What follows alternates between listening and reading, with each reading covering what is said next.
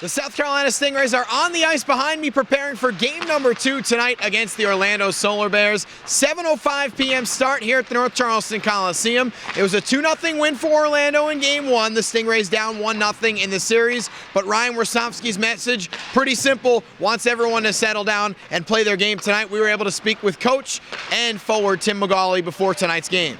South Carolina Stingrays kicking off a weekend set with the Atlanta Gladiators here at the North Charleston Coliseum. I'm Jared Shafran in front of the team's morning skate as South Carolina prepares to take on Atlanta. We were able to catch up with head coach Ryan Warsofsky to discuss this Gladiator team, as well as defenseman Frankie Simonelli, who scored the game-winning goal on Wednesday night against Reading, a shorthanded tally. We caught up with Frankie to talk defense. South Carolina, the second-ranked defense in the ECHL coming into tonight.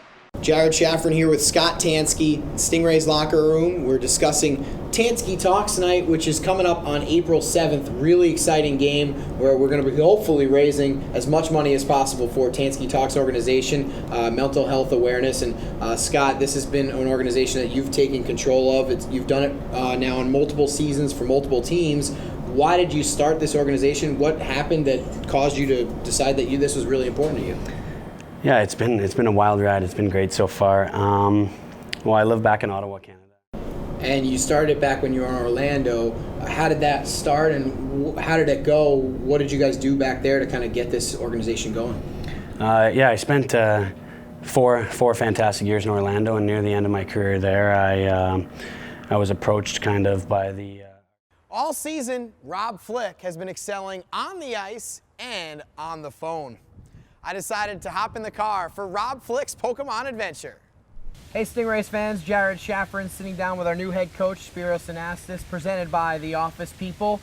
We're inside Riverfront Park here. Thought we'd get Spiros out in North Charleston, have him see a little bit of the lay of the land, and talk to him a little bit about what it's been like to take over and get settled here. You're in town now. After we announced you at the press conference, you had to head back and take care of a few things, but now that you're here, what's your first reaction been to kind of spending some more time here in what's going to be your new home? Well, it's been pretty busy, so I wouldn't quite say I'm exactly settled. My family's still not here, but we've gotten right at it right away. So it's been great to focus in and kind of dive into everything that needs to be done. Everybody's been really welcoming, real helpful. It's been awesome to kind of build a relationship with Steve Bergen, our assistant coach, and get to know him on a personal level. So it's exciting. We're happy to be here, and we've been getting a lot of work done in the first couple weeks. Yeah, you mentioned Steve. I'm sure that's the biggest key. I'm sure it's really important having him next to you all day, every day. He knows exactly what it takes on a day-to-day basis to get things done, and I'm sure just having him been here the last 2 years on a full-time basis will really help you kind of get set up in some of those important things. Yeah, he's going to be real critical to our success, and he's just a great guy. We've obviously worked every day together in a professional setting, but we've had an opportunity to kind of go out and socialize a little bit and get to know each other.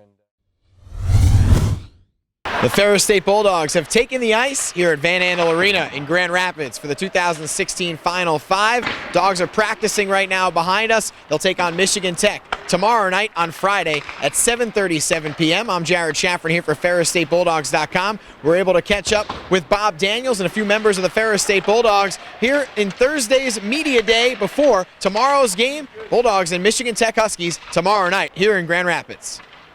Tonight, the South Carolina Stingrays battle the Kalamazoo Wings for the only time here this season. These two have not met since the playoffs back in 2016. South Carolina still in a battle for the #1 spot in the South Division. They are #2 right now, 5 points behind the Florida Everblades, but they come back from a 4-0 trip on the road, and we were able to catch up with head coach Ryan Warsofsky and new defenseman J.C. Broussard about tonight's game with Kalamazoo. Good afternoon, everyone. Thanks for being here today for this very special day in the South Carolina Stingrays history. I'm Jared Shafran, the voice of the South Carolina Stingrays, and I'm very excited to be here today as we usher in the next chapter for this extraordinary franchise.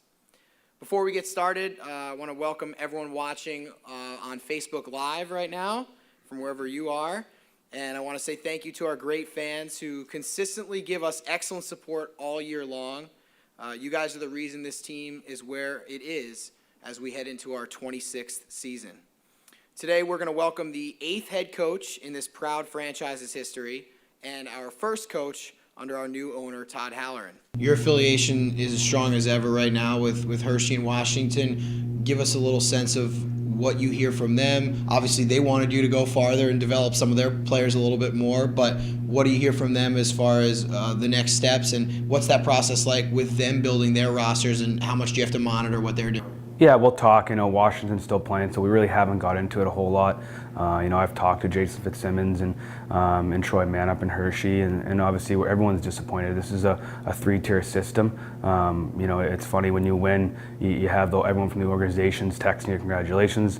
When you lose, they're trying to pump you back up. So there's really daily communication with everyone in the whole organization, and so everyone's disappointed. And we'll talk and try to see ways where we can get better, where I can improve.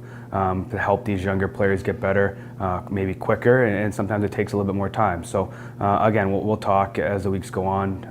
Everyone's disappointed, and now we can kind of hopefully root for the Caps on a long run. Have you been able to speak with Todd Halloran at all? What's your relationship been with him? And it's a little bit different now with this organization. I think for so long everything was done a certain way, and Todd wants to make this organization better. He's looking to improve some things. Have you had some conversations with him as well about the future? We talked briefly after the sale last week, and had a really good conversation. We're going to meet again in the next week or two and just see what the plans are. And it sounds like he's got some really great ideas. He's a hockey guy. He wants to win. We briefly talked after the loss, and we were both disappointed. And again, I'm confident in him, and I'm confident that he's going to do the right things for the organization. And I think he's a hockey guy. He wants to win. He wants to help this organization the best to his abilities, and we're excited to have him on board for sure. Throughout the year, I think one of the team's identities was that when this building came alive, they played up to the level of the fans in some of the biggest games of the year. That was some of your best games of the year, and obviously you want to work hard every single game, but it seemed like you really fed off the life of the crowd this year, and the life of the fans reached your players. Yeah, for sure. When this building got rocking, our guys felt the energy, and we built off it in some big nights.